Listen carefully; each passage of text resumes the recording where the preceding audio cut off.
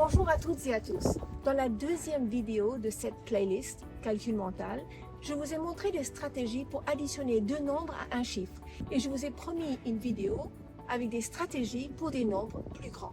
La voici. Passons en revue trois stratégies de calcul mental. La première, on décompose en dizaines et en unités et on calcule de gauche à droite.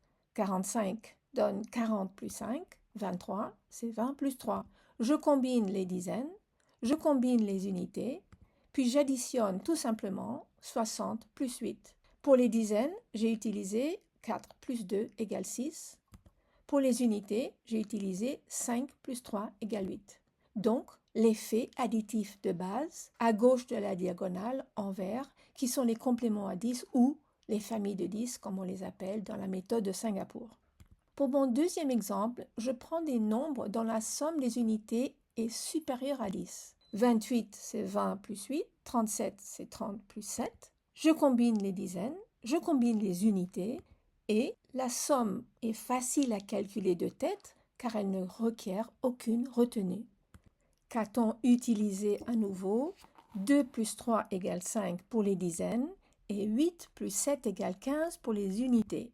D'où l'importance, une fois de plus, des faits additifs de base, cette fois-ci des deux côtés de la diagonale. Vous pouvez revoir les stratégies pour additionner deux nombres à un chiffre dont la somme est supérieure à 10 dans la vidéo de calcul mental numéro 2. Deuxième stratégie, faire d'abord un groupe de 10. Stratégie essentielle qu'on a déjà vue dans la vidéo calcul mental numéro 2. Je sais qu'il faut ajouter 3 à 37 pour faire 40. Donc je décompose le 28 justement en 25 plus 3. Je donne le 3 à 37 pour faire 40. Mais il me reste le 25 que j'ajoute à 40 et la somme se calcule de tête, aucune retenue, 65. On aurait pu aussi faire le contraire, additionner 30, car 28 est à 2 de 30. Donc je décompose le 37 en 35 plus 2. Je donne le 2 à 28, je fais 30, mais il me reste le 35, et 35 plus 30 se fait naturellement de tête, et on obtient 65. Une fois de plus, on s'est basé sur quoi? À gauche, sur le fait que 8 se décompose en 5 et 3, et que 7 plus 3 égale 10. À droite, on a 7 qui se décompose en 5 plus 2, et 8 plus 2 égale 10. Dans cet exemple, l'effet additif à gauche de et sur la diagonale principale ont été utilisés. Enfin, une troisième stratégie pour cette vidéo, la compensation.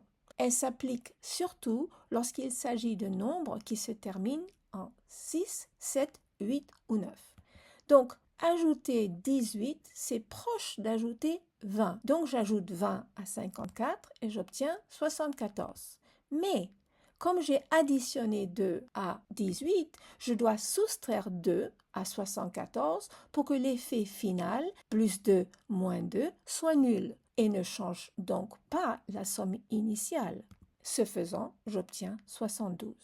Il y a bien sûr d'autres stratégies, mais les trois que je viens d'illustrer sont des piliers de la méthode de Singapour et comme vous le savez, ce sont les élèves qui caracolent en tête des palmarès de mathématiques depuis 30 ans. Merci de votre écoute. Avant de partir, si vous avez aimé ce contenu et vous souhaitez d'autres vidéos de ce genre, abonnez-vous. Cliquez sur le bouton juste en dessous de l'écran. Sachez que c'est grâce à vous, vos vues et vos partages que mon équipe pourra poursuivre son travail et que je pourrai continuer à vous éclairer à la maison comme à l'école. Merci sincèrement de votre support et votre soutien et à la prochaine vidéo.